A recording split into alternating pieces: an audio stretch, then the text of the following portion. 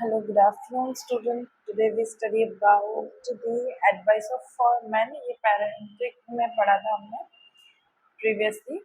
Preparing for parenthood, pre-conception care. इसके अंदर पढ़ा था. हम advice for men से start करते हैं. ये already मैं आपको पढ़ा चुकी हूँ, है ना. और फिर उसके बाद हम कुछ exercises है वो करेंगे. Then उसके बाद हम फिर उसके बाद benefits देखेंगे. Benefits के साथ some steps we need to take in care of a couple preparing for parenthood. ये सारे parts को हम fulfill करेंगे, right? So let's get into this. हाँ, अब यहाँ पे आता है choose a birthing facility. Birthing facilities को select करना. फिर whatever you select, traditional hospital, a center staffed and midwives or another delivery options will depend on your health, your baby health, and doctor's advice. Your special needs, your personal physiology, philosophy, and your insurance coverage. क्या क्या जो भी traditional hospitals होते हैं उसमें जो staff है midwifery है, डिलीवरी ऑप्शंस के लिए वहाँ पे जो आपकी हेल्थ के अकॉर्डिंग आपकी डिलीवरी ऑप्शंस होते हैं, बेबी के हेल्थ के और डॉक्टर के एडवाइस के अकॉर्डिंग ही आपका जो भी ये हेल्थ नीड्स है उनको फुलफिल किया जाता है. फिर आता है special needs, your personal philosophy and your insurance coverage. जो भी आपका भुगतान है वो भी आपको उधर ही से भरा जाता है. ठीक है, मतलब हॉस्पिटल में आप मतलब जो भी आपने जो भी वहाँ की पॉलिसीज होती हैं, जैसे कि जैसे कोई गरीब वर्ग के लोग हैं तो उनके लिए जो अलग पॉलिसी है, जैसे आयुष वगैरह चलता है, तो उसके अकॉर्डिंग उसके अंडर में पॉलिसीज निकाल के आपका जो भी ट्रीटमेंट है वो किया जाता है. फिर आता है choose a child birth class. जैसे चाइल्ड बर्थ क्लास के लिए प्राइवेट होगा, सरकारी होगा, मतलब जहाँ पे बर्थ करना है, जहाँ पे लेबर होगा, है ना. तो उसके लिए कुछ लोग प्राइवेट सेक्टर्स में जाते हैं. फिर रेटिंग्स में जाते हैं, हॉस्पिटल की कितनी रेटिंग है, वहाँ की गायनिक कैसी है ना. ये सब उसके अंदर आता है. फिर इन्वेस्टिगेट करते हैं कैसी क्लास है, कैसा लोकल हॉस्पिटल कैसा है. कम्युनिटी हेल्थ सेंटर्स में जाते हैं, कम्युनिटी कॉलेजेस में जाते हैं, जो मेडिकल कॉलेजेस होते हैं उसमें जाते हैं ना. तो जैसे जैसे डिमांड होती है उसके अकॉर्डिंग उनकी नीड्स को फुलफिल किया जाता है, राइट.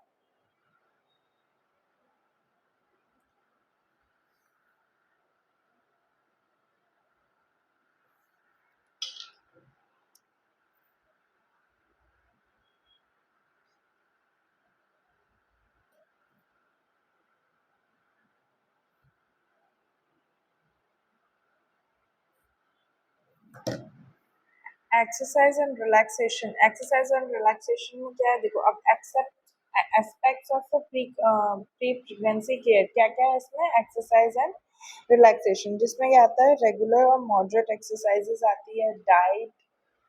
डाइट में वेल बैलेंस डाइट होती है, जैसे bread, cereals, fresh fruit, vegetables, food containing proteins, है ना. Avoid hazard, smoking, alcohol, drug. फिर आता है avoid to exposure of pollutants, lead or pesticides, losing radiations, avoid exposure to the infection, exposed to the rubella infection, and avoid pregnancy following immunization of rubella. तो ये सारी चीज़ें मतलब पहले pre pregnancy care है.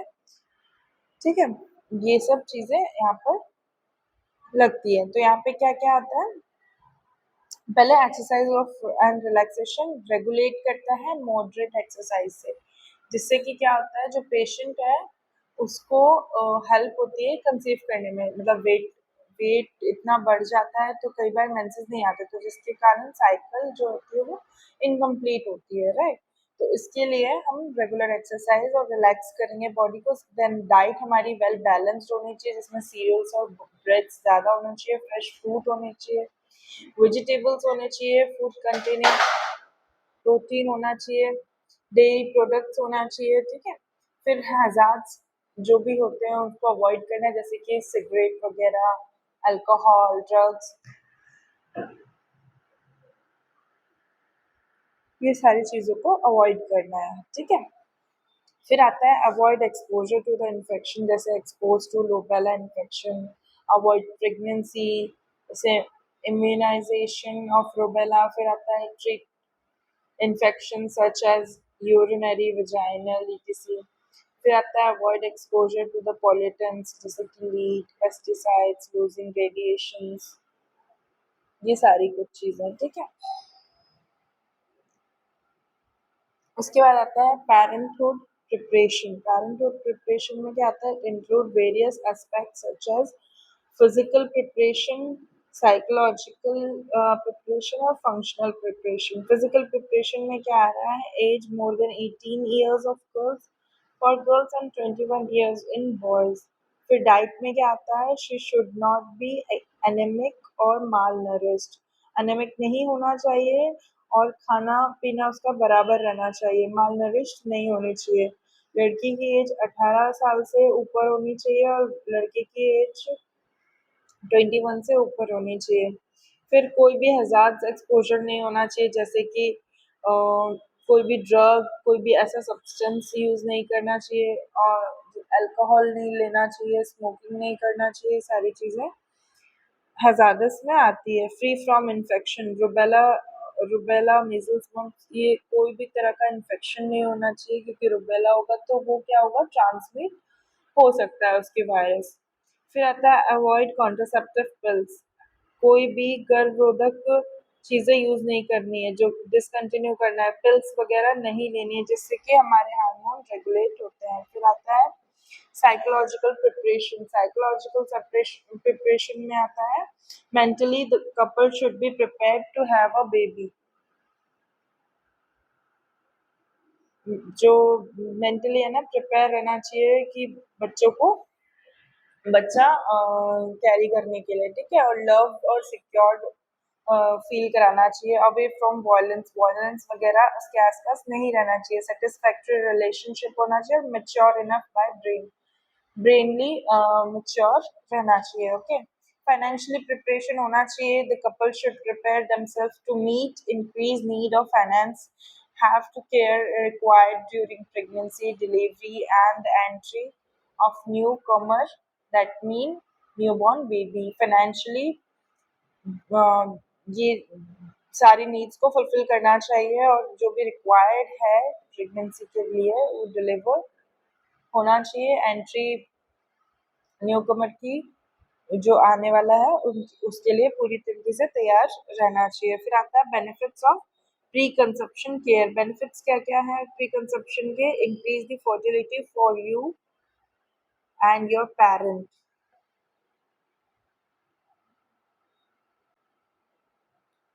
ठीक है। फिर यहाँ पे इंक्रीज फर्टिलिटी। फिर आता है healthy conception pregnancy. Healthy conception pregnancy में बर्थ हो रहा है। फिर आता है यहाँ पे reduce risk of miscarriage, premature birth and abnormality, decrease the occurrence of common complaints such as morning sickness, a successful alternative to assisted reproductive program for many fertility problems may improve the success rate of IVF।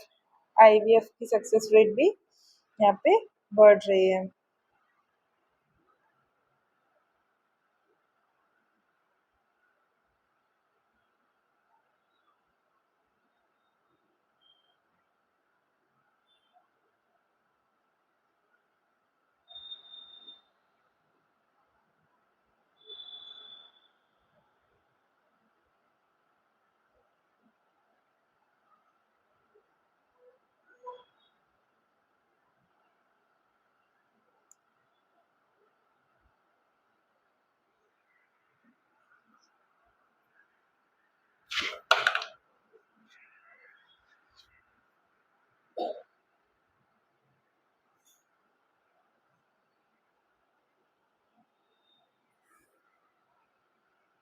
Okay, फिर आता है decree many improve success in increased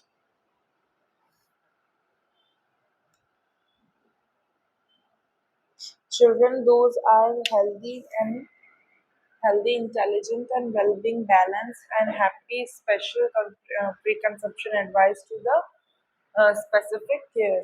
फिर आता है condition जैसे कि obesity, problem in pregnancy, neural tube defect, diabetes, caesarean section, high blood pressure, pre conception advice में weight loss आएगा before pregnancy, decrease the risk of these bad outcome का जो ये जो रिस्क है वो भी कम हो जाएगा, ठीक है।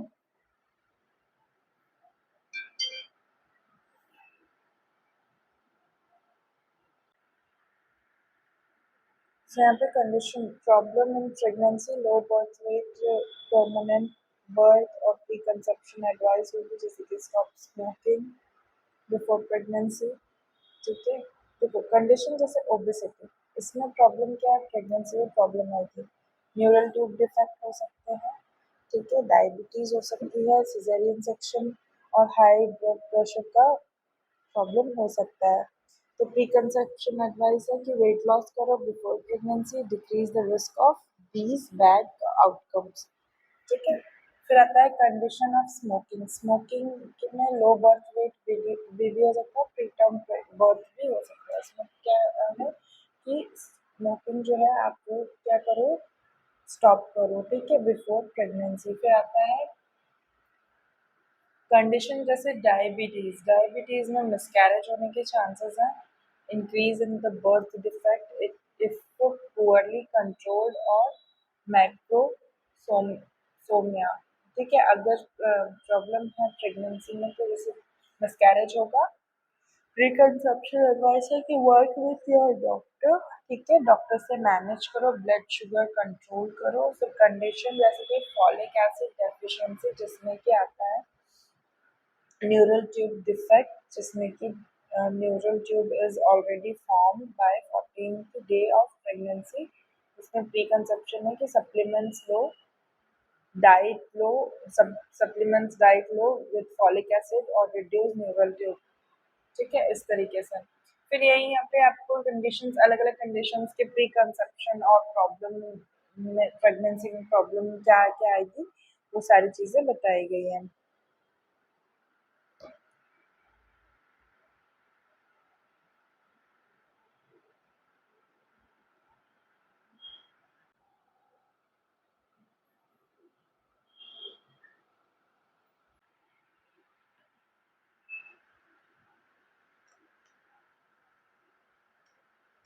यहाँ पे कंडीशन जैसे अल्कोहल, अल्कोहल में क्या होगा, प्रॉब्लम प्रेगनेंसी में फीटल अल्कोहल सिंड्रोम हो सकता है, जिसमें अदर अल्कोहल रिलेटेड सिंड्रोम्स भी होंगे। इसमें प्री कंसेप्शन एडवाइस क्या होगी, stop taking alcohol during pregnancy,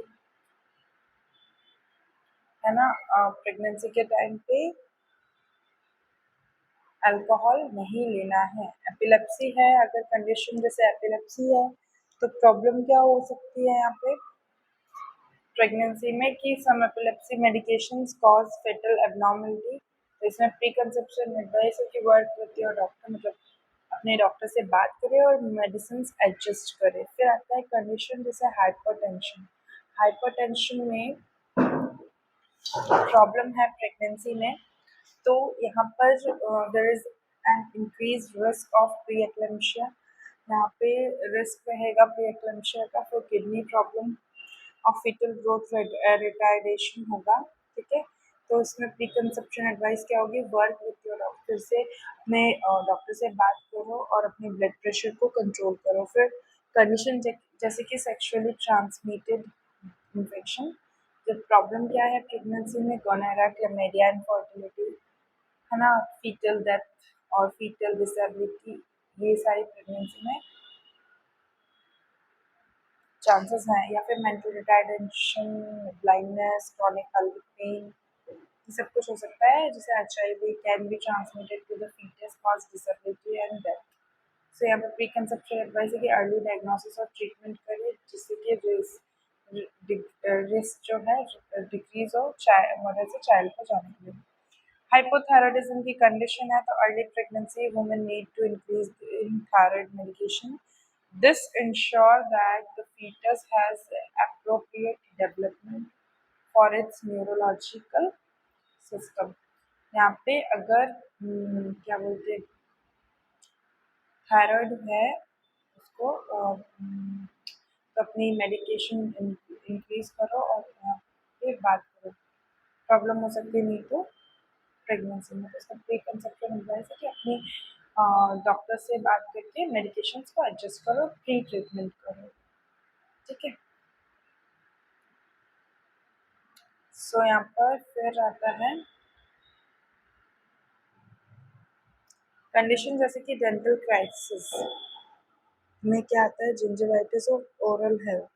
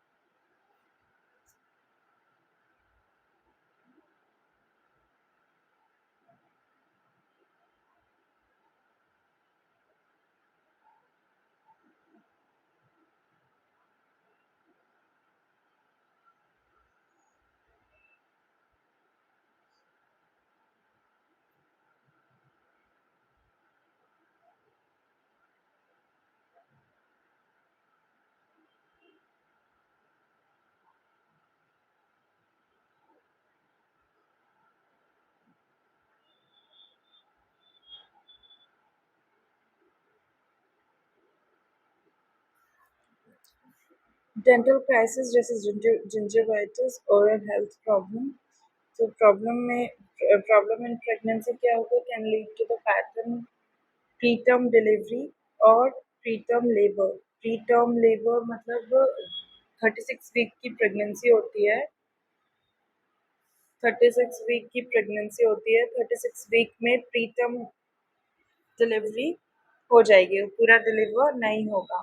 pre conception advice, maintain good oral hygiene और regular dental visit. Good oral hygiene maintain करना है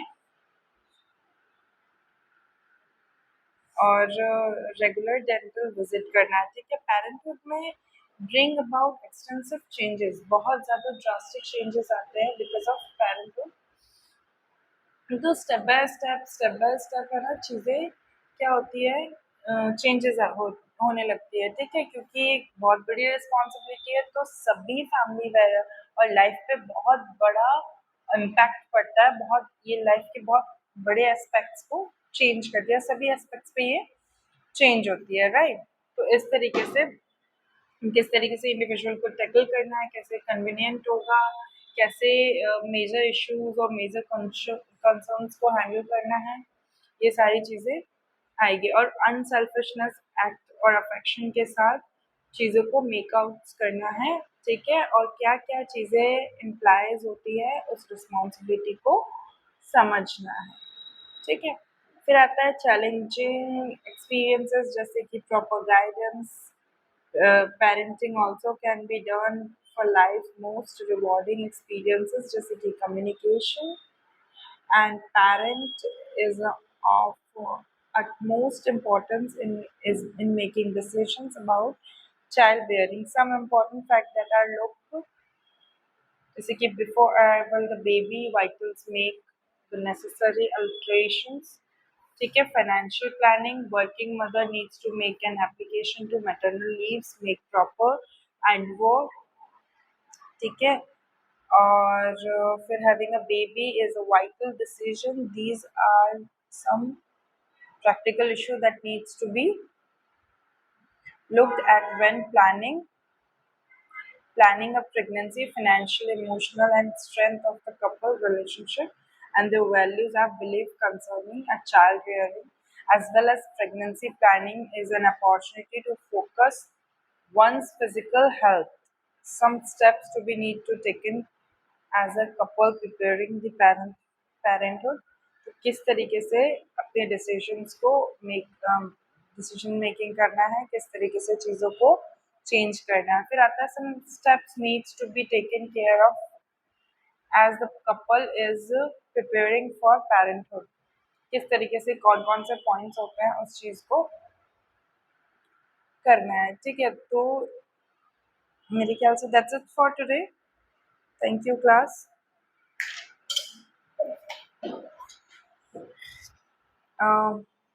नेक्स्ट क्लास हम यहाँ से पढ़ेंगे some steps need to be taken, okay. That's it for today, हमने यहाँ तक ख़त्म कर लिया है। नेक्स्ट हम इसको क्लियर करके और फिर हमारे ये पॉइंट कंप्लीट करके इस चैप्टर को हम एंड करेंगे, right. So thank you class, thank you.